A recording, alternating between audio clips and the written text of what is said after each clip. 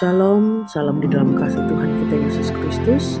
Dengan sukacita pada kesempatan pagi hari ini, kembali saya Pendeta Sepnopiana Sulitonga mengajak kita untuk membaca dan merenungkan firman Tuhan berdasarkan Nats Almanak Gereja Kalimantan Evangelis untuk hari ini, Sabtu 23 Desember 2023.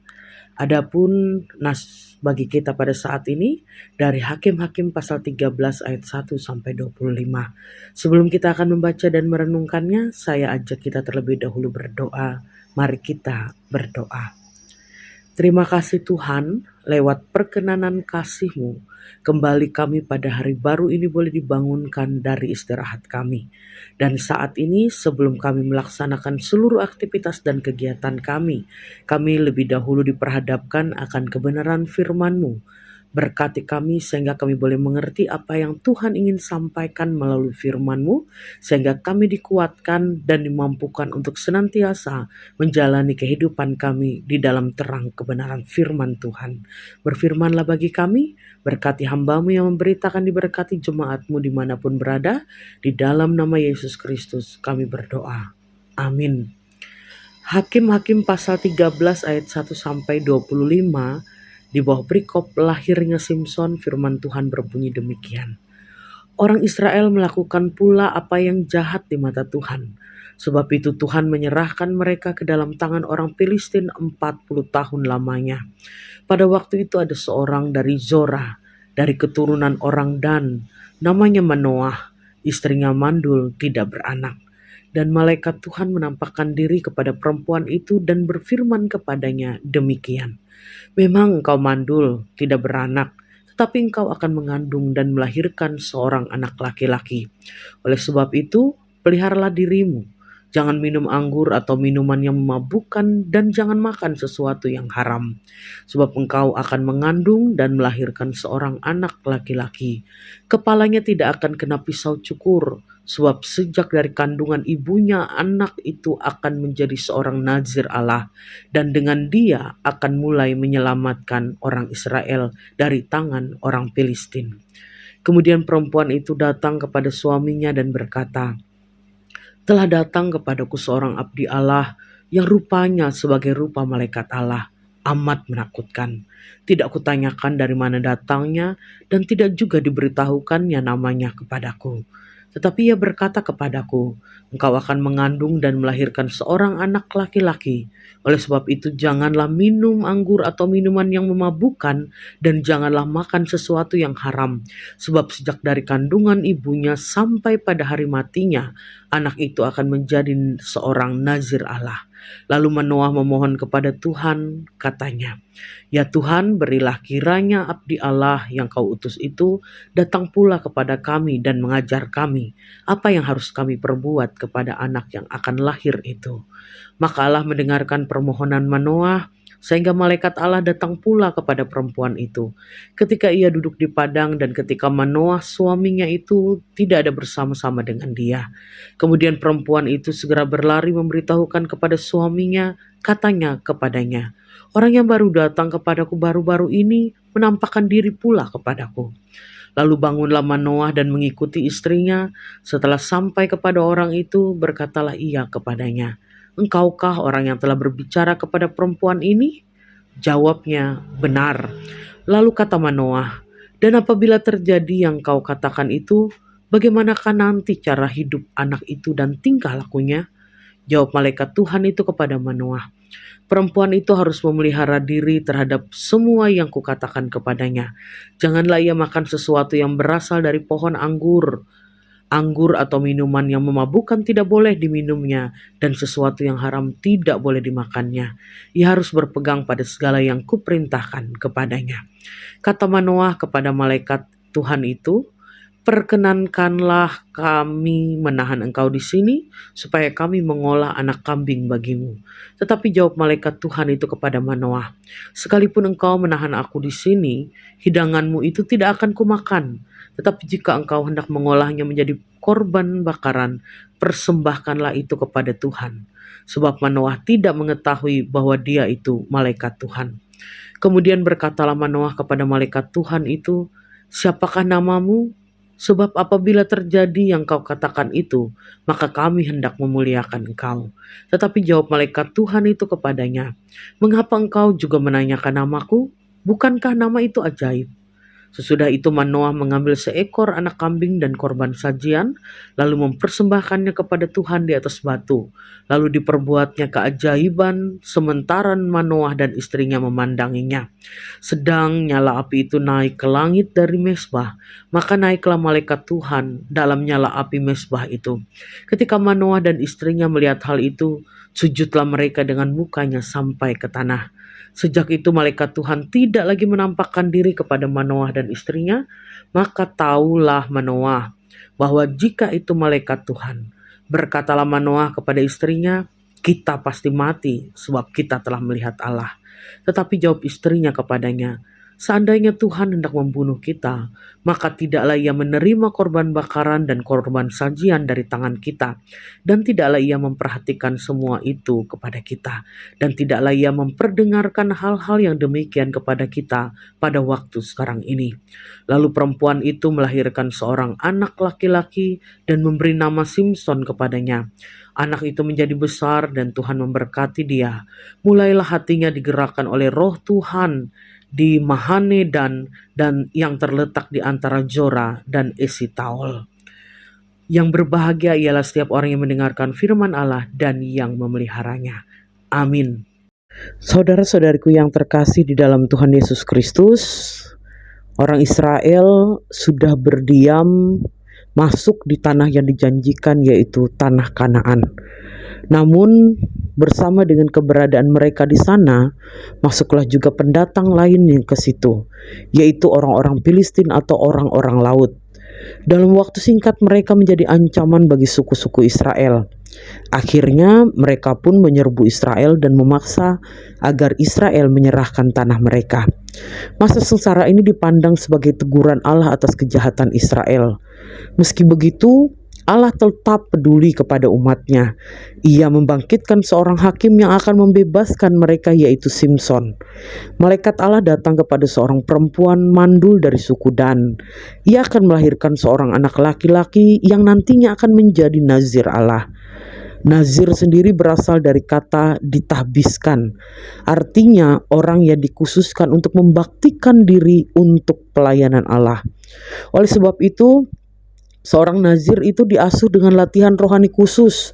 Sejak di dalam kandungan diceritakan baik ibu maupun si anak berpantang minum anggur atau minuman lainnya yang memabukkan. Pantang untuk memakan makanan yang diharamkan dan harus melakukan semua perintah Allah. Semua instruksi dengan jelas telah diberitakan atau diberitahukan melewati malaikat Allah itu demi menjaga integritas dan kekudusan di hadapan Allah. Kisah kelahiran Simson ini membangkitkan harapan bahwa Allah akan membebaskan umatnya dari penindasan. Sejak dalam kandungan, banyak pengorbanan yang dilakukan olehnya dan keluarganya dalam menolak kenikmatan dan menjaga laku hidup. Saudara-saudariku yang terkasih, tidak hanya Simson yang diberikan oleh Allah bagi orang Israel, tapi kita bisa lihat dalam sejarah perjalanan kehidupan orang Israel, berkali-kali dalam catatan sejarah itu dikatakan meskipun umat berdosa, meskipun mereka melakukan apa yang jahat, tapi kasih setia Tuhan tetap ada atas hidup mereka. Tuhan membukakan jalan, Tuhan memberikan pertolongan dengan cara-cara Tuhan yang luar biasa, unik, khusus bagi umat yang dikasihinya. Melewati bagian firman Tuhan ini, kita bersama-sama diingatkan pada saat ini, baik itu untuk jemaat pada umumnya, dengan meneladani kisah umat Israel ini, ataupun kita secara khusus sebagai pribadi-pribadi umat milik kepunyaan Tuhan, bahwa Allah itu adalah Allah yang kasih, Allah yang tidak akan pernah membiarkan umatnya untuk jatuh dalam pencobaan yang melebihi kekuatan kita. Allah ada dalam pertolongannya bagi setiap orang yang berseru kepadanya. Dan cara Tuhan itu adalah cara yang ajaib. Pada waktu yang tepat sesuai dengan apa yang diinginkan oleh Tuhan, Dia akan nyatakan pertolongan dalam kehidupan kita. Oleh karena itu, ketika kita menghadapi berbagai macam pergumulan, kesulitan, kesukaran hidup, firman Tuhan ini mau mengajak kepada kita, teruslah menatap Tuhan, letakkan pengharapan pada kuasa Tuhan, bahwa Dia akan senantiasa bertindak pada caranya di waktu yang tepat.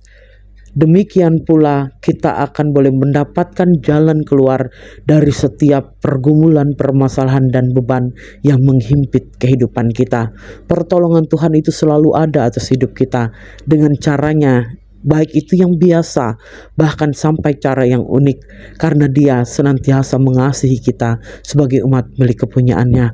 Mari saudara-saudariku yang terkasih, apapun pergumulan, permasalahan, beban yang saat ini mungkin ada atas hidup dan kehidupan kita, dalam pekerjaan, dalam kehidupan rumah tangga, luka hati, kekecewaan, masalah perekonomian, atau apapun itu bentuknya, bawa tetap kepada Tuhan dalam pengharapan bahwa Dia siapkan jalan. Allah tidak pernah jauh, Allah tidak pernah lepas tangan.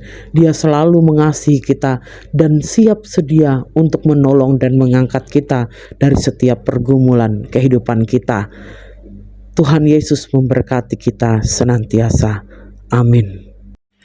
Mari kita bersatu di dalam doa, kita naikkan doa kita. Bapa yang pengasih, saat ini kami mengucap syukur untuk kebenaran firman-Mu yang boleh kami terima. Biar firman itu boleh semakin menguatkan kepada kami untuk kami hidup berdasarkan kebenaran firman Tuhan. Tuntun kami, hikmat-Mu menguasai kami untuk tidak hanya menjadi pendengar firman-Mu, tapi boleh menjadi pelaku firman Tuhan yang hidup dan setia. Saat ini kembali kami di dalam doa kami, menaikkan ungkapan syukur kami untuk segala berkat-Mu yang telah kami terima dalam hidup kami. Dan saat ini Tuhan, kami akan memulai satu hari ini dengan semangat dan pengharapan bahwa kami tidak akan pernah sendiri dalam menjalani hidup kami. Hadirat-Mu akan membawa kami dalam damai sejahtera, sehingga dengan hati yang dipenuhi damai sejahtera, kami boleh menyelesaikan setiap tugas tanggung jawab panggilan kami dalam dunia ini, khususnya pada hari ini. Berkati kami dengan kesehatan dan kekuatan, lindungi setiap usaha dan pekerjaan sidang jemaat Tuhan, agar dari apa yang diberkati Tuhan boleh mencukupkan berkat-Mu untuk selalu mengalir atas hidup kami. Sertai dan berkati rumah tangga dan keluarga kami, agar senantiasa boleh rukun, harmonis. Demikian pula Engkau boleh memelihara dan memberkati kehidupan orang-orang yang kami kasihi dalam kehidupan kami, dimanapun mereka ada dan berada. Tolong Engkau senantiasa melindungi, menjaga, memelihara mereka, sehingga mereka pun ada dalam berkat dan perlindungan Tuhan.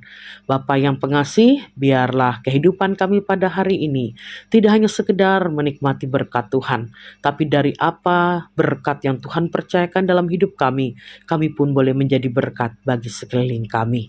Saat ini kami bawa di dalam doa kami untuk pelayanan yang dilakukan di jemaat Tuhan, khususnya pelayanan yang dilakukan oleh GKE di setiap kawasan pelayanan, dan lebih terkhusus lagi untuk resort GKE Puruk Cahu. Pada saat ini kami memohon Tuhan tetap nyatakan hikmat untuk memimpin majelis resort GKE Puruk Cahu, agar di dalam topangan kuasa Tuhan segala hal yang diprogramkan, dibuat, dilaksanakan boleh semakin mendukung peran serta jemaat Tuhan dalam pembangunan, dalam kebangunan iman dimanapun mereka ada dan berada. Dan secara khusus kami berdoa untuk saudara-saudari kami, jemaat Lohing Kabojur Olung Siron. Biarlah baik itu para pendeta yang melayani di sana, maupun ya Tuhan, jemaat-jemaat, penatua dan diakon, boleh terjadi sinergi kerjasama yang baik untuk pertumbuhan yang semakin baik ke depannya. Kerukunan, kedamaian, itu yang boleh ada di sana. Tuhan memberkati majelis di sana ya Tuhan, agar boleh bekerja dengan sukacita dan semuanya adalah untuk kepujian dan kemuliaan nama Tuhan. Terima kasih Bapa di dalam Tuhan kami Yesus Kristus. Seluruh hidup dan kehidupan kami, setiap pergumulan yang Tuhan izinkan terjadi dan ada atas hidup kami bawa dan pertaruhkan hanya dalam pimpinan, pemulihan, dan kuasa Tuhan yang mengasihi hidup kami. Kami siap memulai hari ini menjalani seluruh aktivitas tanggung jawab kami. Tuhan selalu bersama dengan kami. Inilah syukur dan doa kami di dalam nama Yesus Kristus Tuhan Juru Selamat kami yang mengajar berdoa demikian. Bapa kami yang di sorga, dikuduskanlah namamu, datanglah kerajaanmu, jadilah kehendak-mu di bumi seperti di sorga. Berikanlah kami pada hari ini makanan kami yang secukupnya, dan ampunilah kami akan kesalahan kami, seperti kami juga mengampuni orang yang bersalah kepada kami. Dan janganlah membawa kami ke dalam pencobaan, tetapi lepaskanlah kami daripada yang jahat, karena Engkau yang punya kerajaan dan kuasa dan kemuliaan sampai selama-lamanya. Amin. Selamat melaksanakan aktivitas kerja karya kita untuk hari ini. Kasih Kristus selalu menyertai kita. Amin. Tuhan memberkati engkau dan melindungi engkau. Tuhan menyinari engkau dengan wajah-Nya dan memberi engkau kasih karunia.